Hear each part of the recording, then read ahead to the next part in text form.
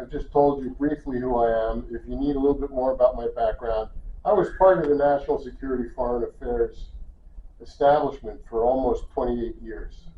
Explain. I was a U.S. diplomat, and that was during the Cold War.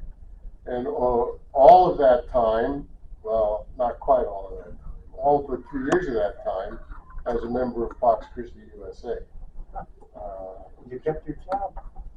Yeah, I kept my job. Nobody cared. I also, when I was assigned to headquarters here in Washington, I used to walk over every Lent when the Nevada Desert Experience came to Washington, D.C., and take part, and indeed at least once, I don't remember how many times, lead prayer vigil outside the Department of Energy. And nobody cared, even though I left the office 15 minutes early to be there. So it's really true what they say about government bureaucrats. Anyway, I had what I always said was a no-fault divorce. I was really tired of them, and they were really tired of me at the end. And I went almost immediately after I retired. I kind of took a year to think about my options and to move from here, which I didn't want to hang around, to the other Washington, a much nicer place. And then I started working for Pax Christi USA. It was a contract job to create a toolkit for using nonviolence to work with conflicts caused by cultural differences. It was envisioned as being in parishes and Catholic communities. Very few parishes took us up. Several religious communities did. Of course, yes. And then it kind of morphed into nothing. But at the same time, because I had learned in the government not to put all my eggs in one basket, I started working for an organization some of you I hope have heard of, the Nonviolent Peace Force. So I was the first communications director for the Nonviolent Peace Force and helped to design a pilot project which was in Sri Lanka, another resounding success. Those of you who didn't know anything about Sri Lanka, it didn't work. The brothers who are in the process of being ousted ended the Rajapaksas ended the civil war with massive force and many deaths. However, while we were there, we did prove the concept that unarmed but trained nonviolent civilian interveners saved lives and had a calming effect on the violence. Maybe someday I'll talk about that. Anyway, we're here to talk about nuclear weapons and moral choices in the budget. And this is Pax Christi, so we should start with prayer. And what I'd like to do for prayer is read you actually my favorite passage of scripture that, in my mind, speaks to the nuclear dilemma. And this is from the first book of Kings, chapter 19, verse 11 and following. Then the Lord said to Elijah, "Go out and stand on the mountain before the Lord. The Lord will pass by." There was a strong and violent wind rending the mountains and crushing rocks before the Lord. But the Lord was not in the wind. After the wind, an earthquake. But the Lord was not in the earthquake. After the earthquake, fire. But the Lord was not in the fire. After the fire, a light, silent sound. It used to read a silent whispering. A tiny whispering sound, but a light, silent sound. When he heard this, Elijah hid his face in his cloak and went out and stood at the entrance of the cave. And that tiny whispering sound or light, silent sound was the manifestation of God. What's that got to do with nuclear weapons? What are some of the effects of nuclear weapons? Wind, fire, earthquakes, at least in effect, with shock waves and buildings being crashed and all of that stuff. I often think that we could do worse than to recognize our idolatry as a nation, and up until Pope Francis as a church. But Tom Gumbleton can talk a lot more about that because he have a lot more to do with it than me trying to fight it now.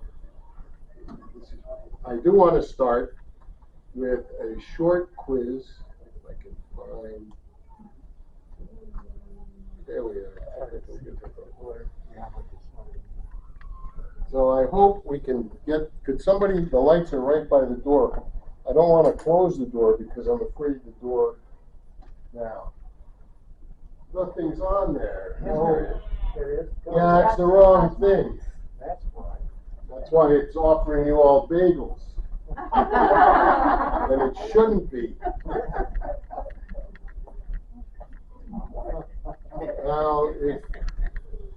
Now, does it say, No change. Well, something's coming up though. is it? I don't Yeah, see. underneath the printed part. Well, the printed part shouldn't, I don't even know why that's there. That's not on my screen. Oh, okay. Technical difficulties beyond our control. Why is that there? No, just gonna try. Oh, something happened. Something. It looked like Comet somebody just went crashed. through. A comet, yeah. Stay with me here. We're with you.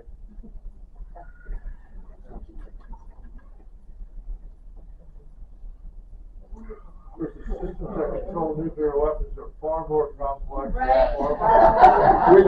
Which is why I was never in the military. I'm having trouble. You having questions in your head? I can get, no, the real problem is I can't get this exciting thing up.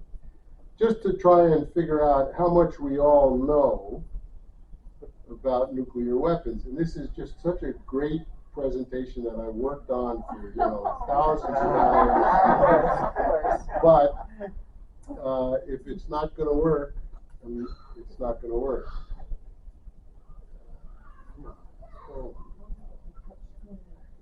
I mean, your screen is not much bigger than that. Yeah. Well, that's a little bigger than mine, but you're right in a way. Maybe I'm just going to forget this whole thing. And it's not going to help much. Why is Everything's gone. Yeah, just try to. Yeah, I actually think if I do this, you'd think I didn't rehearse this like 20 times in the last week. Not with this equipment. Yeah. Now, There.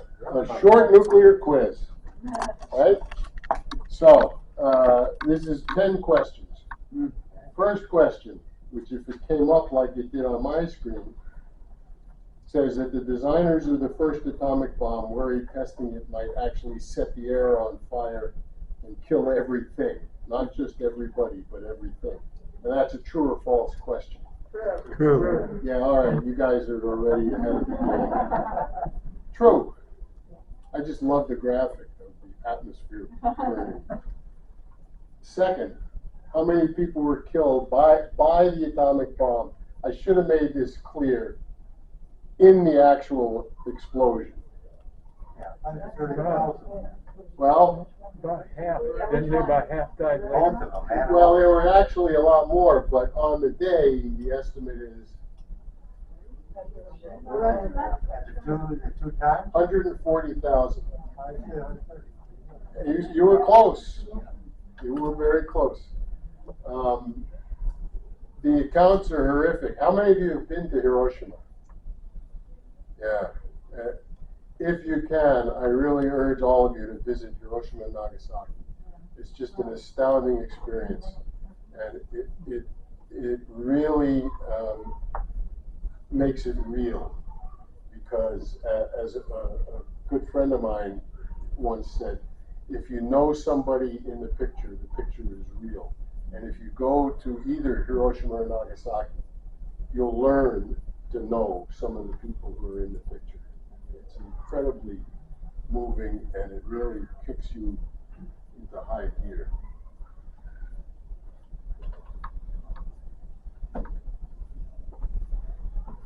gonna go now? Okay, blocky technology. Come on.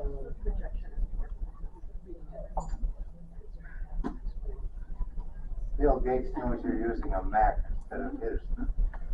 He doesn't have any, boy, it's really, forget this, okay? Well, turn your computer around. That's what I'm about to do. Good. So, yeah. there Oh, we yeah. are. Wow, great. Yeah, that really makes it, thanks. That really makes it fascinating, right? Anyway, next question. Come on. I don't want to block people's vision. Wait a minute. That's what we just did. No, why are you going backwards? Oh, how much destructive power? These are approximations, by the way, on a Trident submarine today, compared to the bomb that was dropped on Hiroshima.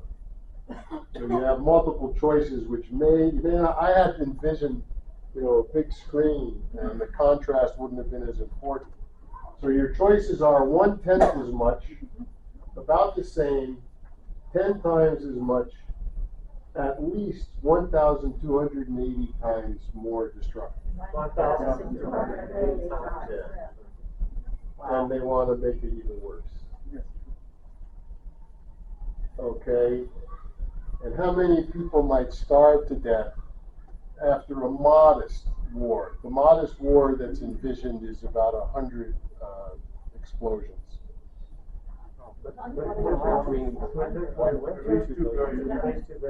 2 billion.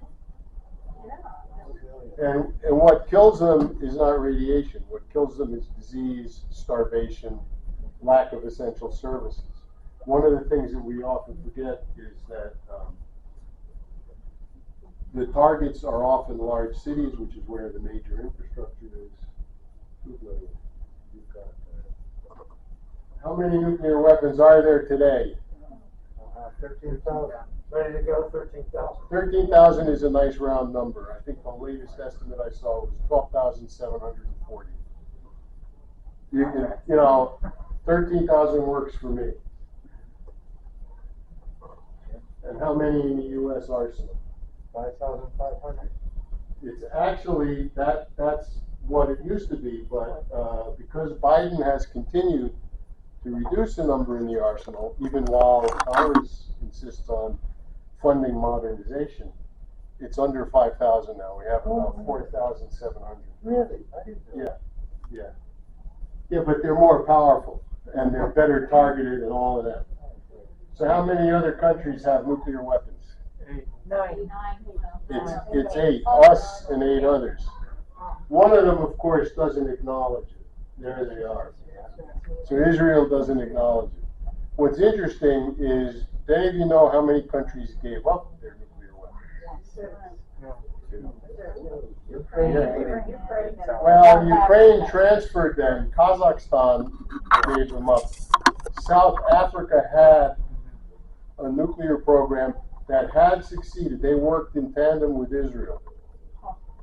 But when Nelson Mandela was freed and came to power, the program was terminated in the 1990s.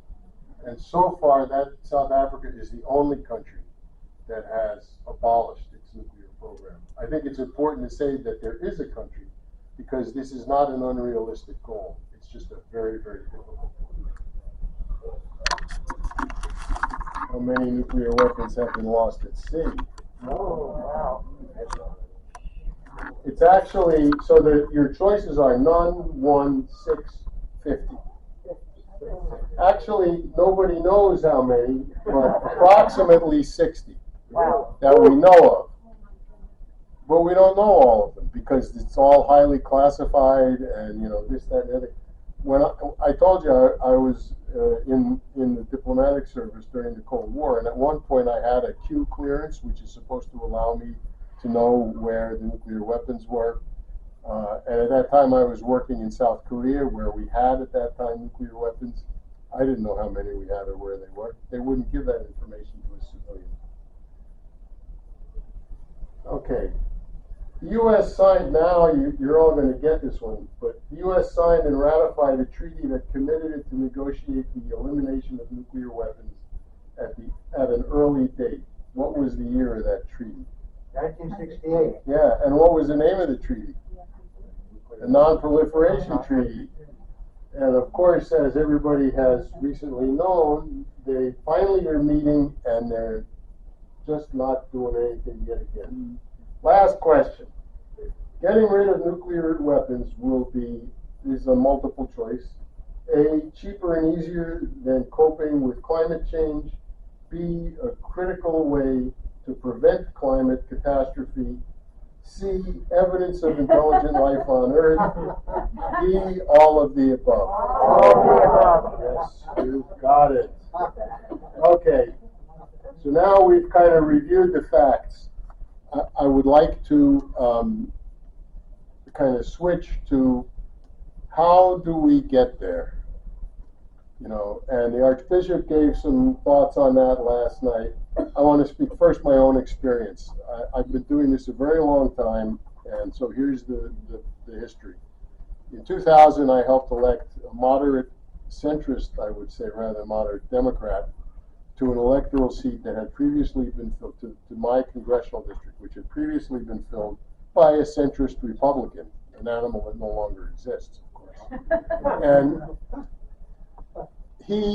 that district also includes 70,000 Boeing workers and a major Boeing construction plant. So guess where he came down? The first thing he did as a freshman congressman was he got himself assigned to the Armed Services Appropriations Committee. And the second thing he did was, of course, voted for a lot of money for the military and defense. And then probably wasn't the third thing he did, but the third thing I remember he did was he voted for the Iraq War resolution in the Bush administration. 20 years roughly of dialogue with him, and I set out, and some other people did too, I'm not alone, working very hard to establish ourselves, first of all, as friendly, respectful, maybe is a better word. Secondly, knowing what we were talking about. He only a few years ago, he finally stopped saying, I can't believe you were in the diplomatic service. And I always said to him, experience is a great teacher. But it took him a long time. But about 2015, he started to get skeptical. And what made him skeptical, partly it was the influence and the relationship. And, when I say relationship, I did things I didn't really want to do. One of those things was I thanked him every time he voted in a way that I approved of. Most of those votes had nothing to do with the military budget. They had to do with farm bills and immigration and, social stuff. Because he voted as a moderate Democrat. But over time, I and the other people with me, who were a coalition, by the way, we kind of established ourselves as reasonable people, and he started talking to us. And when he got the nuclear modernization plan from the Obama administration, remember, he's a loyal Democrat. Yeah. He was incensed because he said, this doesn't make any sense. This is just throwing money at what may not be a problem. So that was an opening for us. Yeah. And we started talking to him about what was wrong with it. He became skeptical about the need for ICBMs. He is opposed to the sea-launched cruise missile. And he finds by the way, it's now 1.7 trillion projected for the modernization program. 1.7 trillion. Do you know what the total discretionary budget for this year is going to amount to? 1.5 trillion. So it's going to cost a lot of money, and guess where it's going to come from? Everything else. So he was open to talking with us about it, and we went. The coalition is called Washington Against Nuclear Weapons. It's led by Physicians for Social Responsibility. with whom, as the Pax Christi Nuclear Abolition Coordinator, I also cooperate nationally. And we have made an effort to contact every one of our 11 members of the House and our 2 senators. One of our senators, you'll have to guess which one, said, "Oh, I really need to learn more about this issue. We're hoping to have a face-to-face meeting in a week or 2." Slow, steady relationship building and establishing credibility is the way to change the way your representatives and senators vote. It takes a long time. It's very frustrating. I mean, after 22 years of working on this guy, he's willing to admit that we have a point, that the nuclear spending is out of control and doesn't do any good for anybody. Boeing, by the way, in that time also helped because they pulled all of their military contract work out of his district. So that's one way to go, but that's actually 2 ways to go. Build relationships with legislators, build relationships with influencers, and you're in it for the long term. It's not a letter to the editor here and a letter to the editor there. Try to see the elected officials even when you don't have a big issue, just to talk to them. They get to see your face and know who you are, and over time, familiarity breeds not contempt but respect. And that's my experience. Now, some of you may have different experiences. But the other part about it is it's a coalition. So I don't just walk in there claiming to represent Pax Christi, because he's going to say, and how many Pax Christi members are there in my district? And I'd have to say 23 or some number like that. But it's me, Physicians for Social Responsibility, Veterans for Peace, Red Cross. I mean, the list goes on. 350.org, the local 350.org, and a whole bunch of others. So when we walk in, he knows we represent a lot of voters.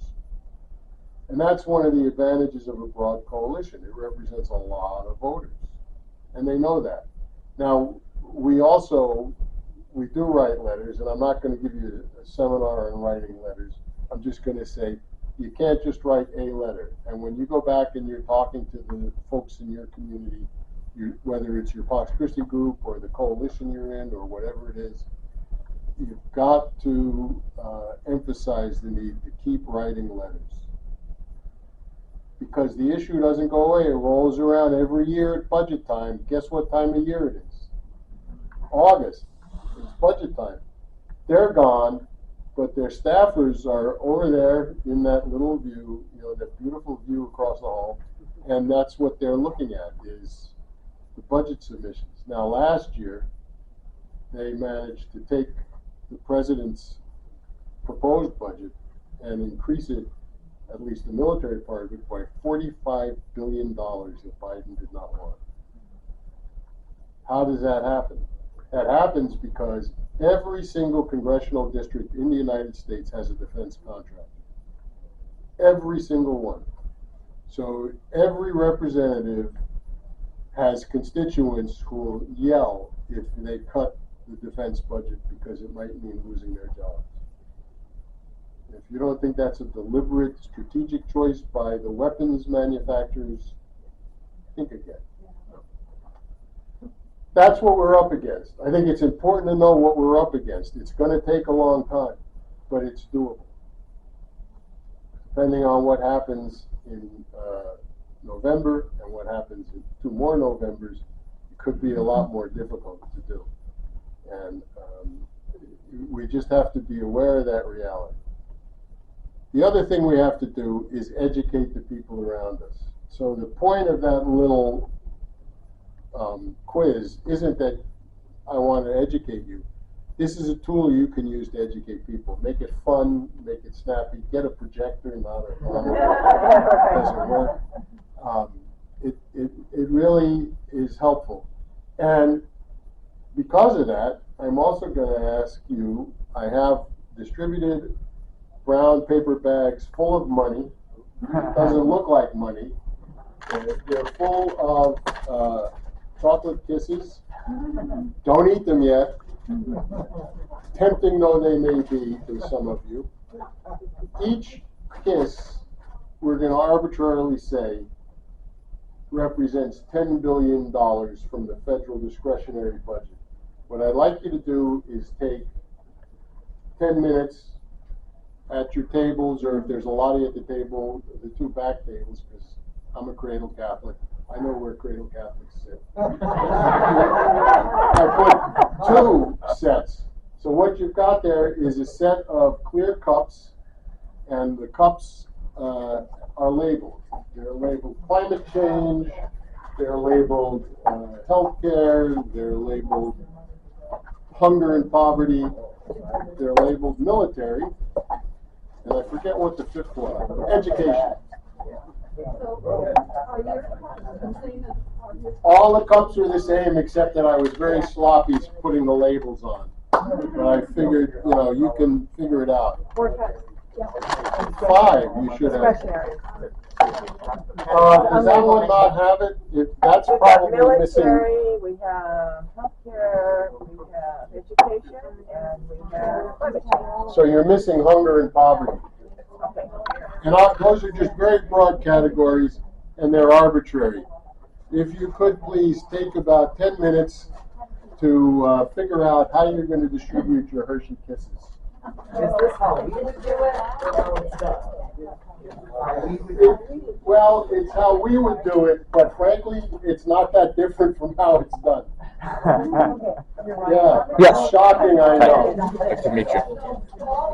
It's good to see you. Turn the light on.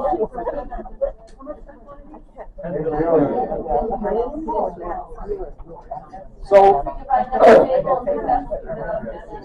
while you're thinking about this, I heard a question. The discretionary budget is what the government has control over. They pretend they have no control over Medicare or Social Security. And actually, legally, they shouldn't, because we pay for it. A lot of kisses. Let's take a look.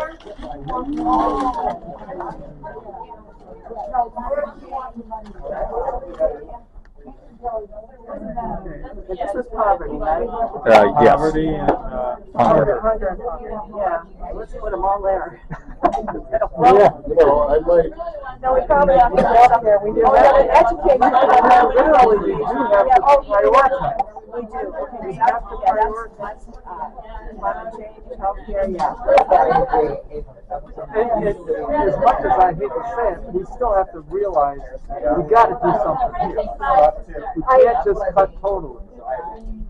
You know, Unless you all disagree. no, and I also say this, now, I can't relate, so I should shut up. But I will say this, is that when you talk about military, you're not always talking about, creating weapons and people going to war. You're talking about other kinds of services that the military, non-military, non-traditional services. For example, medical research. Medical research, supporting families in different ways. I'm not making it hard, I'm just saying that there's a lot of costs. You also have the Coast Guard is considered part of the military. What's that? The Coast Guard The Coast Guard, is considered part of the military. education, the education that you get from the military.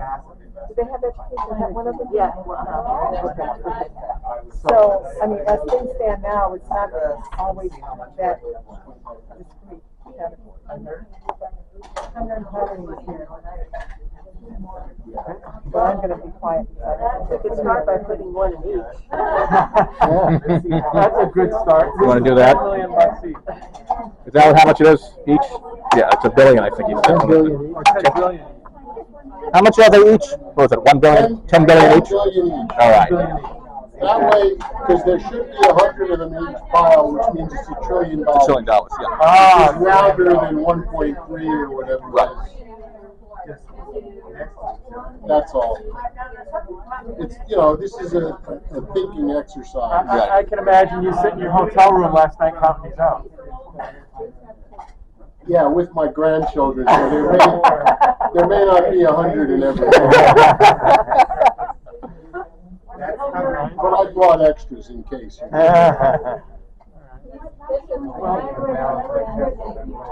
What's in your areas of the country? I would guess maybe ask what is important. What do you need that allocated for?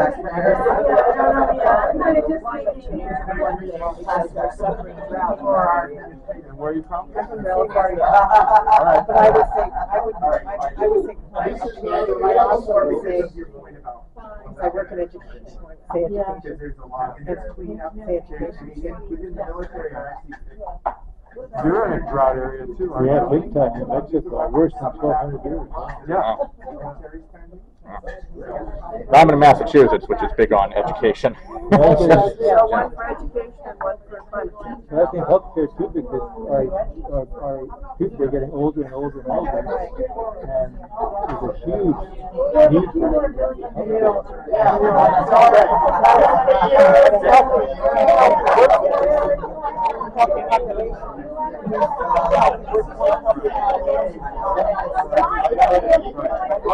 Well, I live in Ohio, and Cleveland is one of the 4 cities in the country, like second or third. So that impacts healthcare, impacts the status of the schools. And I can even say Lake Erie, with the algal blooms on the western shore, from the runoff from the farm fields, because they're using all these chemical pesticides or actually fertilizers. So I would suggest we give another piece of candy in each one of them. Okay. And we can go, and then as we get closer to Okay. the candies, then might give the wine.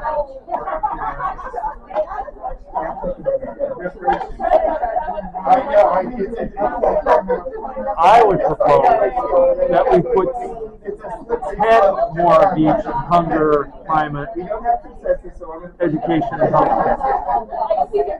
10 more, because we've got to provide that care for people. We do. Okay. It's services for people, and I'm holding out military just for now.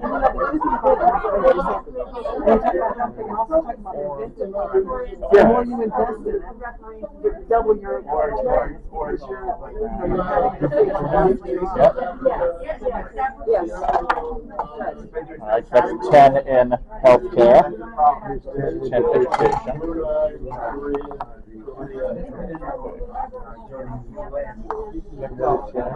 So we're 10 for hunger and poverty. Okay. So now, My guess is this is some of the give and take you hear in Congress. Okay, but anyway, now we've ignored this, but and when we can't. But, So, Should we give 5 to military? Or do we have to give a lot? I wouldn't object to that. I wouldn't. No. 5 more That's half of the 10. yeah, for the sake of argument, let's put 5. So the other thing is that we're talking about investing in healthcare as a way of treating but also preventing. But also, poverty also reduces, you clean up less poverty means less poverty and more education means less healthcare needs, right? Or less healthcare. Right. yeah, because people, if they're eating right or they have a better place to live, they're going to be less sick. 3 minutes left. So what if we put another 5 in the hunger? Right? How about that? Let's try that. Okay.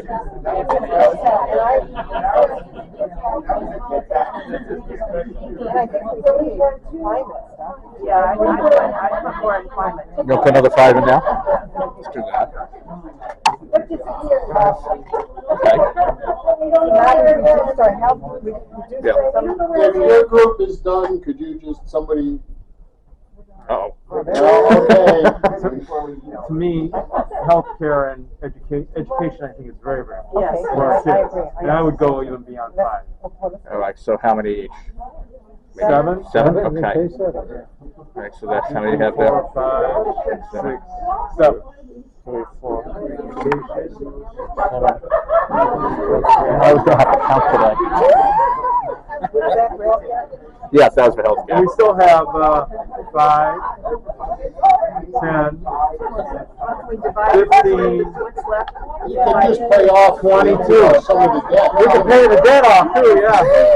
Yeah.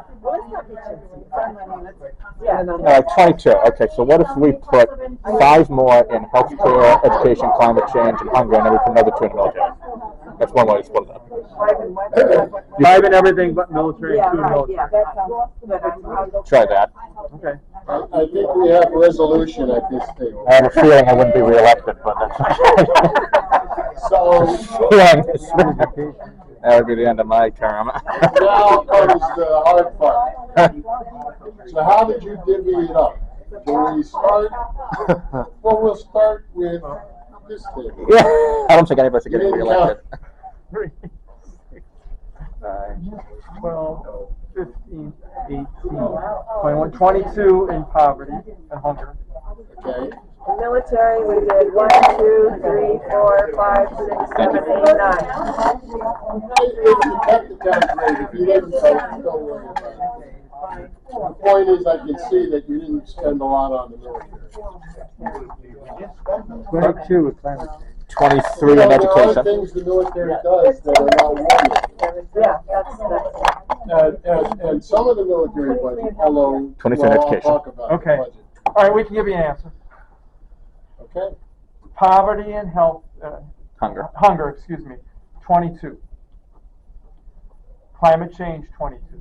We obviously think that's important because people come from areas with high drought. Education, 23. Healthcare, 23. And our favorite, 9 for the military. Anybody else very different from that? Yeah. Well, you were very, yeah. We didn't count, but we put probably over half in climate change, just because I think we felt like unless we do the climate change very quickly, then very quickly, I would say that's the only major difference between people. Anybody else? And if we don't deal with climate change, healthcare and poverty is going to get more expensive in the future. Absolutely, yeah, good point. I don't want to spend a lot of time on this. Here's the thing. This is a great exercise. I stole it from the Lutherans. And this is why I tell you that. Of course, they were Lutherans, so instead of Hershey's Kisses, they use kidney beans. Why? I'm sorry if there are any Lutherans. It's just a fact. It's a fact. No problem. So, Catholics are different. We're self-indulgent. And we steal. Well, we borrow. Borrow, yeah, that'd be better.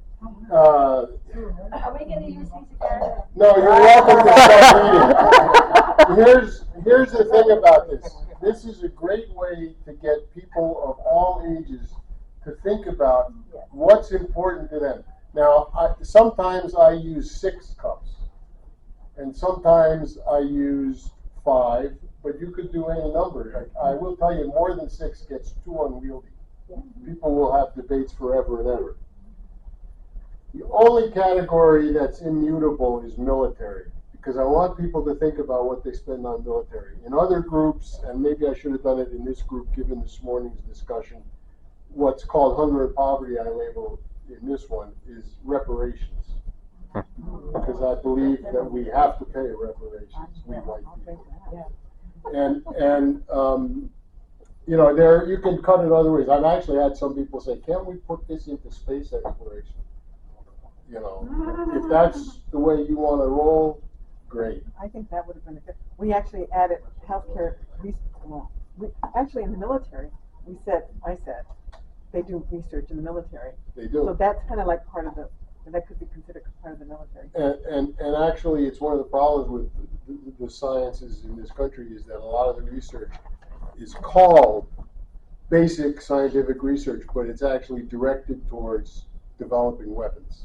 A lot of it is, but Nick, not all of it is. Not all, Even, that's true. even stuff that's funded by the DOD, right? Yeah. Is not always directed towards, developing. That's true. There is some Like, pure I work in research, that, yeah, yeah. you're right.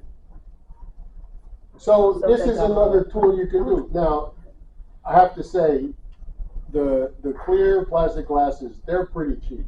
The Hershey Kisses in this coin, I think there's about 500 kisses or 600 kisses or maybe less by now. Kisses aren't so cheap. 498. Kisses aren't so cheap. But it makes it's still not going to break your budget. If you're a Fox Christi group or a parish social justice coordinator or an educator, I mean, you're already being asked to risk your life if you're an educator. So it's a good way. Yeah, Dennis. I want to make a point or ask a question. My suspicion is that everybody here really put military pretty small. Okay?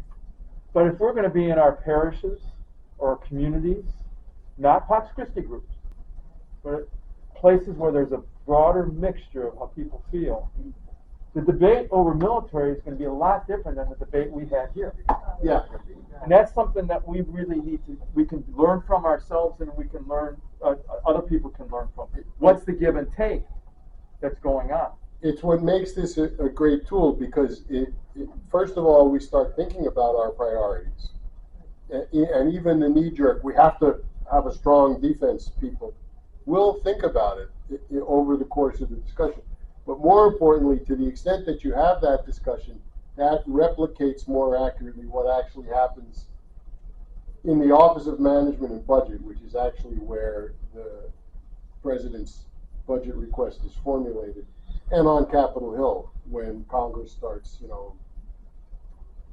pulling and tugging at each other and compromising, and it's very important. People have gotten too far away from the reality of government. How many people do you know, or maybe you don't know that you know, who they may vote, but they're not otherwise engaged? Oh, yeah. Right? Most. And so what happens is people just vote by party. Right? We saw what that did for us in 2016. And we look at the Democratic Party, where there's a clear push in one direction from certainly the next generations of voters, and yet the old guard just don't see it. They want to keep doing it, the way they've always done it. So this is helpful to think. It's also helpful to educate. And I hope, because it's done it for me many times, it's made me reevaluate some of the things I believe in. Yes? What do you think is the ideal percentage? What do I think is the ideal percentage? I think that that's a very difficult question that I'm not prepared to answer. See, I was a press spokesperson part of my career. I'll take that question. All right? And we journalists distrusted those people. Of course you did. But some questions that journalists or workshop participants ask, if I ruled the world, there would be no money spent on the military anywhere in the world. In fact, I'm going to show you one of the main reasons for that. But the police? The police are part of the military in this country. I mentioned, I think, that I was part of the Nonviolent Peace Force. So in Minneapolis, after the murder of George Floyd, the Nonviolent Peace Force, which is headquartered in the U.S. in Minneapolis, wanted to contribute. And what they finally came up with, and they've gotten funding for, and they got a 5-year contract from the education district, is a community policing effort that they've been doing for about a year now, and they're going to keep doing it for another 4 or 5 years. And the police don't go anywhere near the schools.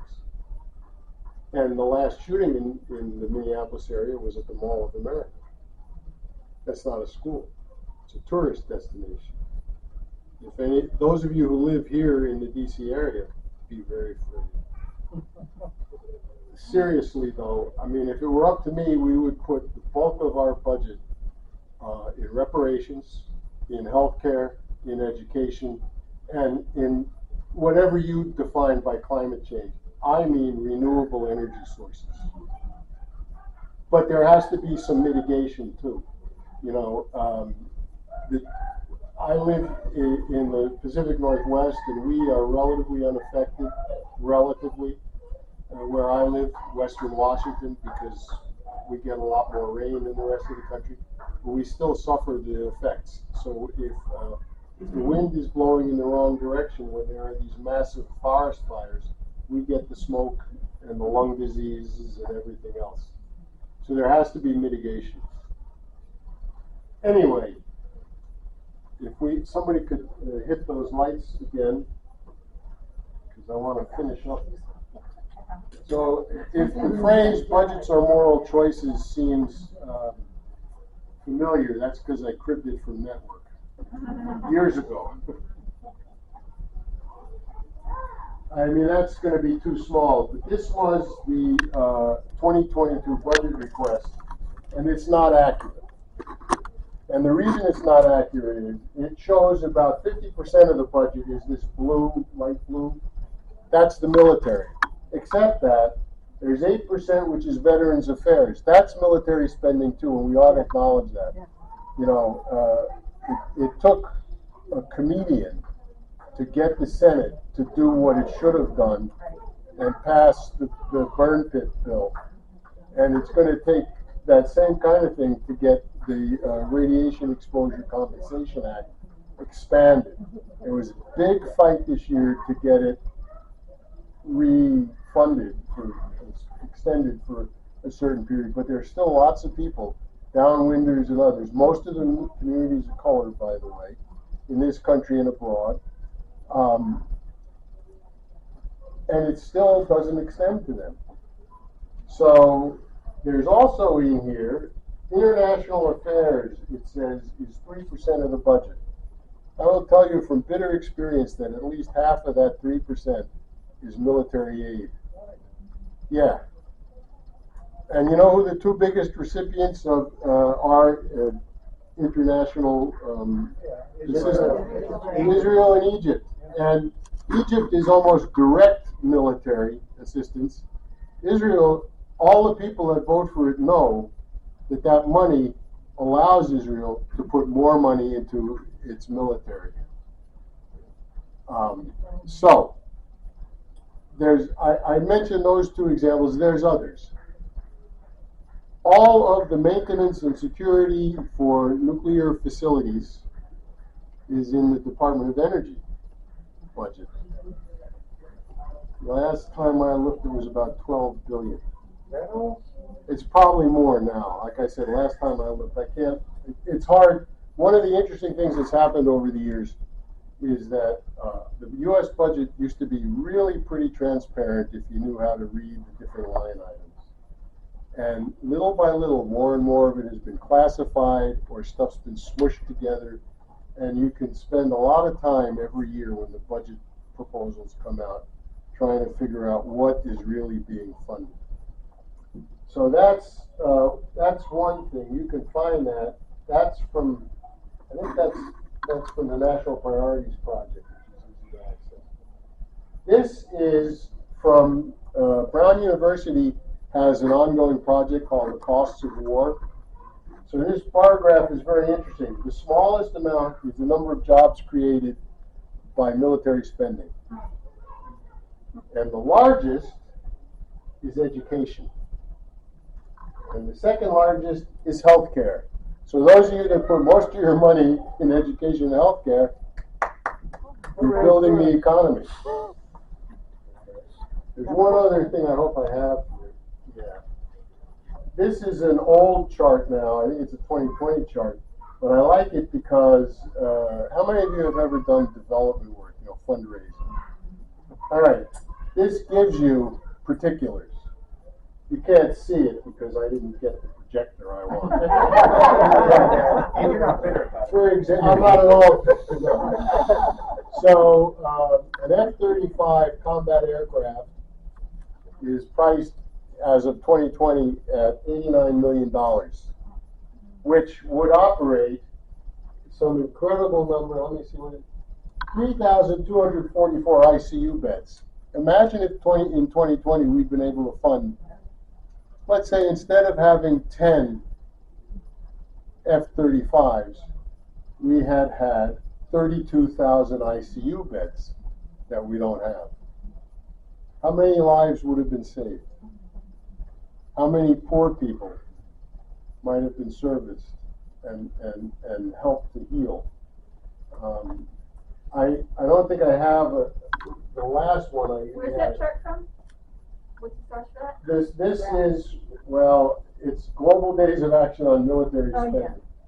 Okay, so you go to the trusted sources. I do try to use like the National Priorities Project and the federal stuff as much as possible, but this was just too good to say, a tank costs this much, and for that you can get, 50,000 N95 masks. Because that's a very graphic exchange for people to see. So that's all. I mean, we've got lots of time left, half an hour, and I have pretty much said everything I want to say. To recap, these are a couple of tools that you can use to inform, to get dialogue going. But the most important thing we can do is stay in the fight, build relationships both with the people who vote on the money, but also on the people around us who vote for the people who are going to vote on the money.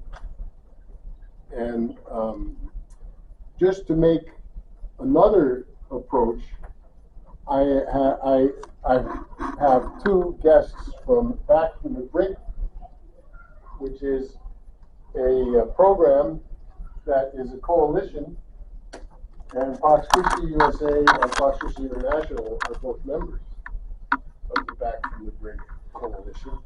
And on that note, I'm going to stop and turn things over to Sean Myers and Denise Tucker, who will talk about Back from the Brink. I've left the whole table a mess, but you guys will know what to do, I'm sure. Well, thank you, Nick. Go ahead. Global Days of Action for military spending. Against military spending. Hi, everybody. As you just heard, Back from the Brink is a coalition. We are also, and we are a coalition that's running a campaign, a multi-year campaign to abolish nuclear weapons. The coalition was founded in 2017 by leaders. The coalition was founded in yeah, I don't even know if they're on, but try. Yeah. Okay, is this, how's that? Yeah. Okay, so the coalition was founded in 2017 by leaders from Physicians for Social Responsibility. I myself work for Physicians for Social Responsibility Los Angeles, one of the many chapters of PSR, and also by leaders from the Union of Concerned Scientists, which Sean was for many, many years. And really, we talk a lot about the why of nuclear weapons and the what of nuclear weapons. And what Back from the Brink really is about the how we get rid of them, and the who and the where. And so what we realize is, and this is the truth for all social causes, that we lack power to make change, and that real power comes from the bottom up. It comes from communities talking to their representatives. They're called representatives because they represent us, is what I always talk to people about. And therefore, but those members of Congress are not hearing from their constituents about this issue. And we've actually been told by some of our champions, hey, this public education thing you're doing, could you do more of it? Because I go to town halls, nobody ever brings this up. So we're changing the equation by really making the point and the case that nuclear weapons are a local issue, and it's local communities that are coming together that will be able to make that change that comes from the bottom on up. So far, the coalition has been endorsed by over 400 organizations. Many of them are Pax Christi chapters, along with national. Over the greatest percentage of groups that have endorsed our campaign are actually faith-based groups, more so than even peace groups. We are working to get municipal resolutions passed, and this is something that has just been this is how I entered the campaign. today is Hiroshima Day. What I would be doing locally is I would be having a remembrance event. We would talk about the suffering and the loss in Hiroshima and Nagasaki. We would talk about the horror of nuclear weapons today, and then we would say, sign a petition.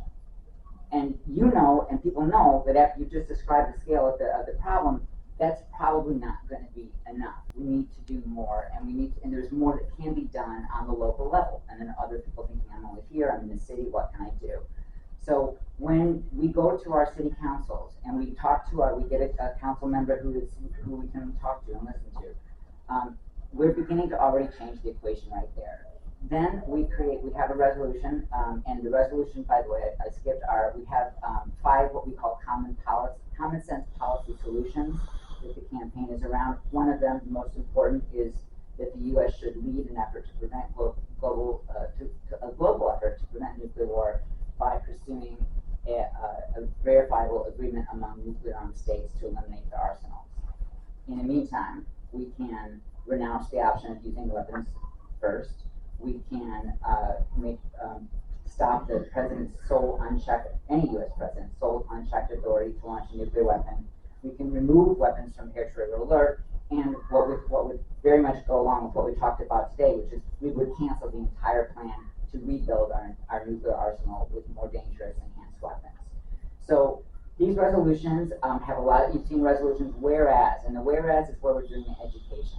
And the whereas is sometimes our footnotes for city council members who need them. And then the let it be resolved includes our 5 policy points, and then there's a second one which is about supporting and embracing the treaty on the prohibition of nuclear weapons.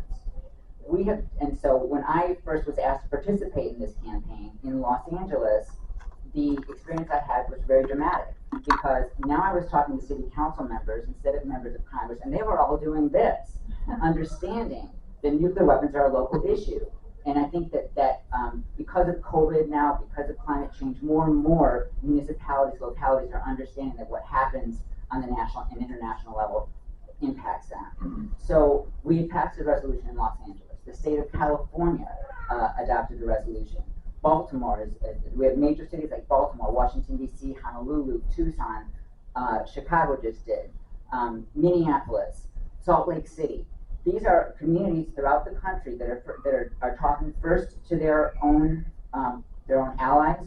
The other thing is really trying to break out of our silo of nuclear weapons, so reaching out to other groups that are working on social issues, to endorse the campaign and then to be part of the resolution effort. So bringing communities together, and then going to city councils and getting these resolutions adopted. But more than that, we can also, there's some places where that's just not possible. We talked to the folks from Little Rock, Arkansas. They have a mayor, they have 2 city council members who would support this, but they're not going to get a resolution passed there. But we also are now getting endorsements from local and state elected officials. Over 320 from 41 states signed an effort we had, signed a letter to President Biden urging him to take bold action on nuclear weapons. And just 2 days ago, one of our wonderful New York activists, several more members of the Syracuse City Council independently signed on. So in addition to going to cities, people are also going to their local elected officials. And the point of all of this is, again, to demonstrate to our decision makers in Washington that we want you to take action on this. And we can go to them and we can say, there's a public opinion poll that says 70% of people don't want nukes. That doesn't mean anything to a member of Congress. When you come in again, we have a bill, HR 1185 was just introduced by Congressman McGovern last week. And so folks can go and have meetings, try to get additional co-sponsors for that. And I think it means something, again, when we have specificity, when we can talk about the cities throughout the country that are leading this effort. We have talked about the elected officials throughout the country that are leading this effort. And we also are, we decided then that what we needed to do to really solidify this and to allow for sustained activity is that we should formalize as a coalition and have coalition partners who are more invested in the campaign. I'm happy to say that Pax Christi is now a coalition partner. And that we would also have hubs, it's called a distributed organizing model, where hubs form throughout the country, and they will continue to work from back from the brink in their area. And we have 10? 12 hubs now throughout the country of folks that are doing this. They are asking other people that they work with on other issues to be part of their hub. In some cases, there's a lot of still public awareness to do. They may be doing educational events. They may be working on a resolution. They may be helping with the McGovern bill. They may be getting local and elected officials to sign on. But it is building that power, and anybody can get involved. And that's the other thing, is the campaign was designed to not be owned by any one individual or group.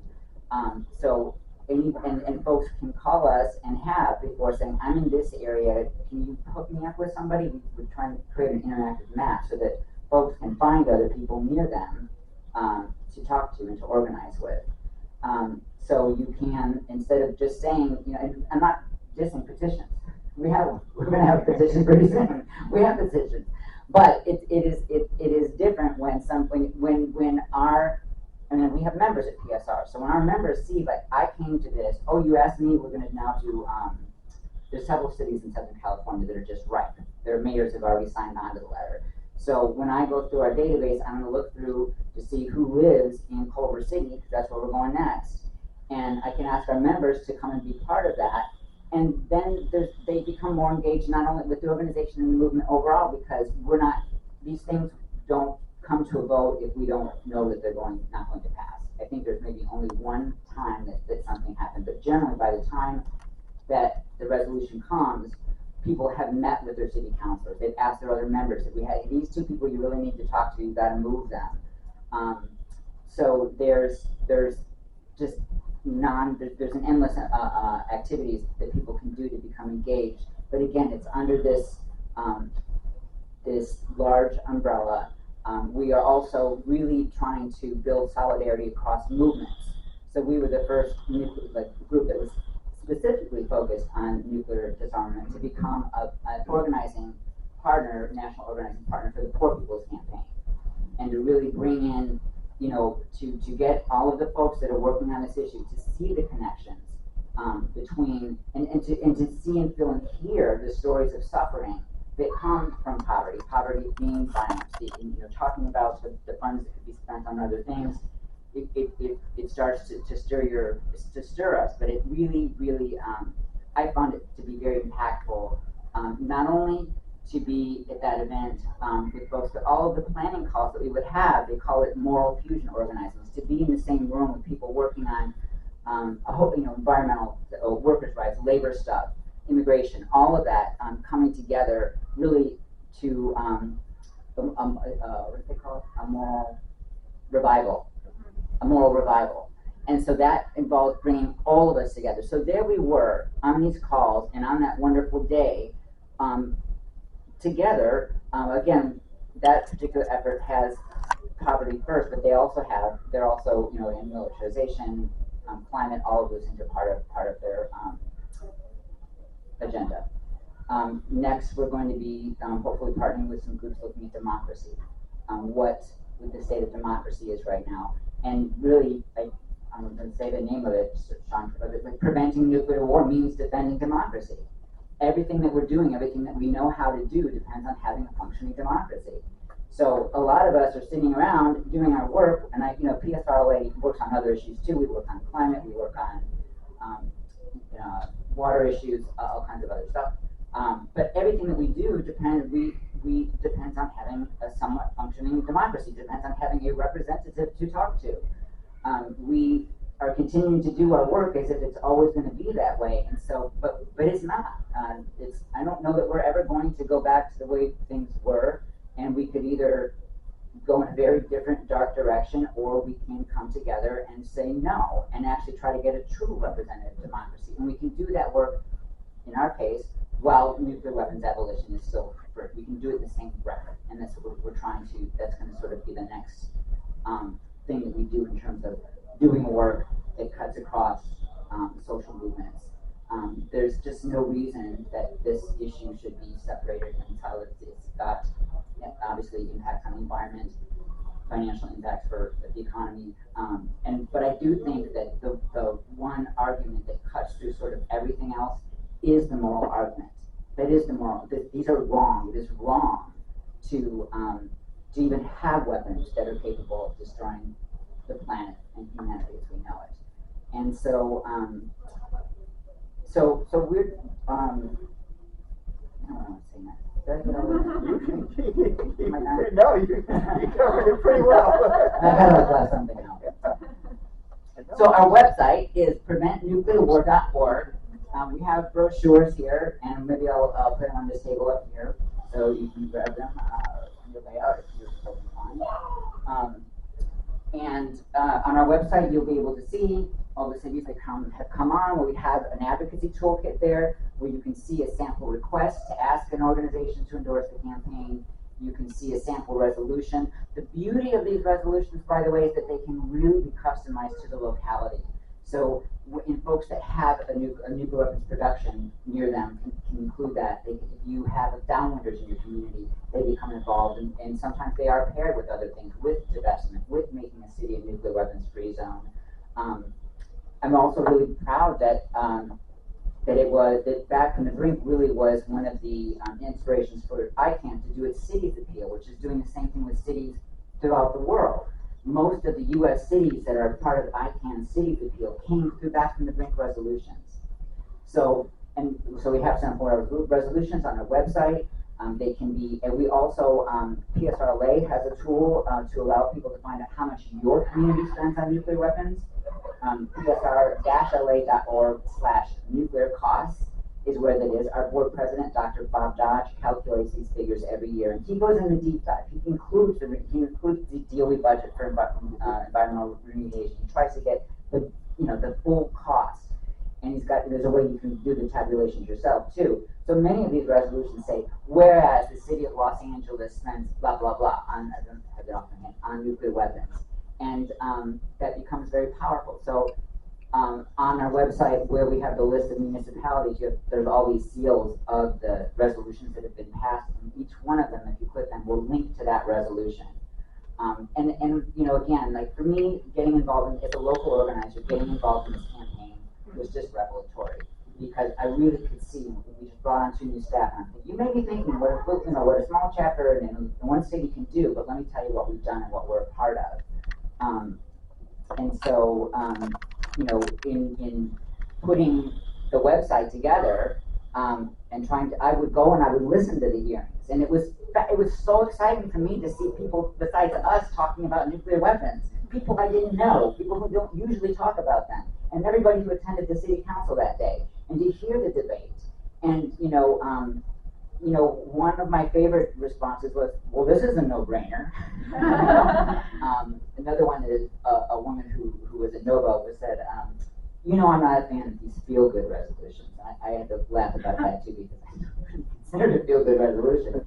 But it is just, we talking to people other than ourselves, but we're doing it sort of in a structured, systematic way that can be quantified, that can be used to build more power, and to finally change the conversation, change the narrative, and particularly with the moral fusion organizing, perhaps change the country as well as we do that work. Awesome.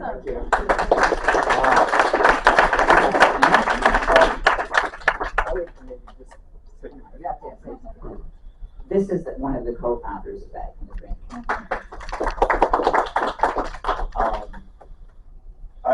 I wanted to start by just today, I'm happy to say that the Archdiocese of Springfield, Massachusetts just endorsed the campaign. Springfield, Massachusetts. And I wanted to just appreciate your comments last night, Your Excellency, because so much of what you said is really what we're trying to embody. You talked so much about connecting, Denise did as well, about connecting the dots. We're not going to build power if we, and I've spent my whole professional life working on this issue, and I think for most of the time that I've done it, I had a mindset that if you just go out and tell people about this horrible thing that we could all be dead in an hour, surely we can make change. Well, I'm living proof that while we haven't had a nuclear war since, we haven't affected the change that we want or need. And so we have to connect the dots. We have to talk about security in broader terms. We have to talk, as you did last night, about you mentioned your colleague who said, I can't, my people are hurting and experiencing threats to their lives right now, violence in many forms, but how Dr. King, of course, talked a lot about nuclear weapons and was a master at connecting the dots between these issues. And it's not only the right thing to do to connect the issues, and I very much agree with what you said about racism being at the heart of U.S. nuclear weapons policy from the get-go. And going out and talking to young African Americans, when you tell them that, did you know that Dr. King was a leader and spoke about this issue in the 1950s? And I've had these conversations myself, and they're like, really? And they now want to know more.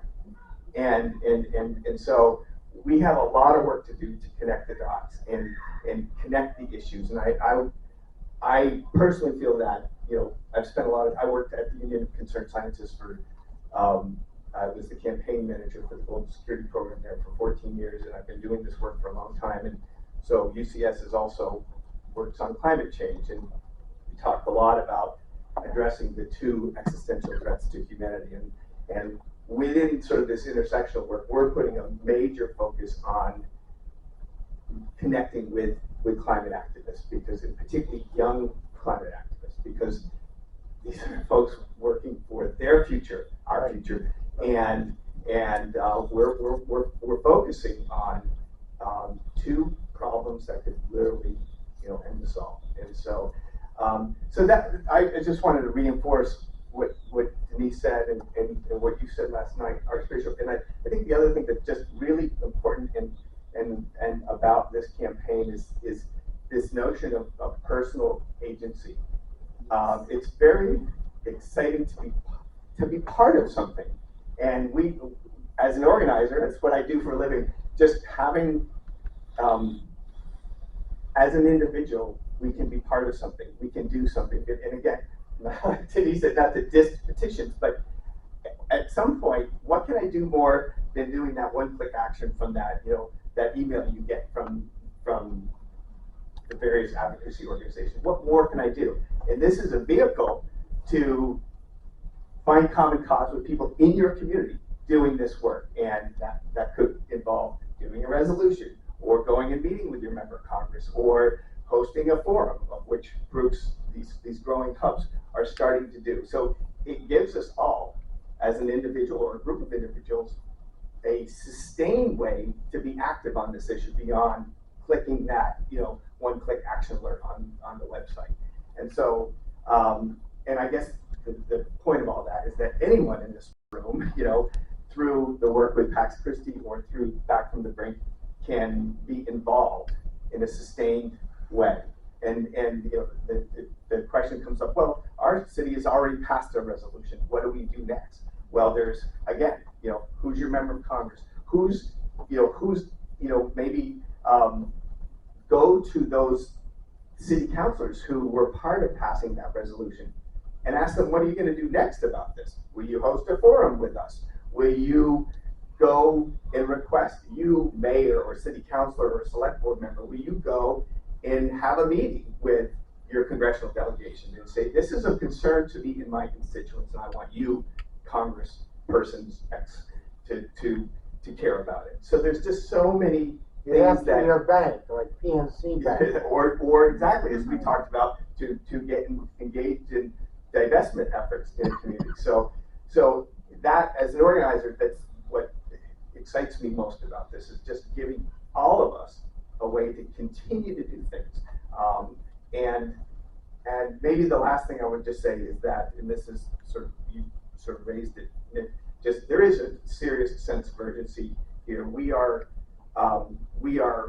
working very hard to scale up this campaign, because right now it's essentially been a volunteer-run campaign, and we know that there is a window of time. Our best shot at affecting change is before November 2024. I won't predict what happens in that election, but right now we have a president who has a multi-year track record of supporting nuclear arms control. He's now the president of the United States, but he is our best shot at moving the dial. And so in order to do that, he's going to need to know that that he has the back of Congress, and he's not going to be out there alone if he tries to argue that, you know, we should be talking to Russia and China. So we have a window of opportunity, an urgent window of opportunity, and so we are really looking to scale this thing up very quickly in the next 6 to 12 months. And I'll just end there, and you know, we'd love to just chat about, you know, what's happening in your communities on this issue, and you know, what kind of relationship building or coalition building you're doing in your communities. And so I'll just stop there.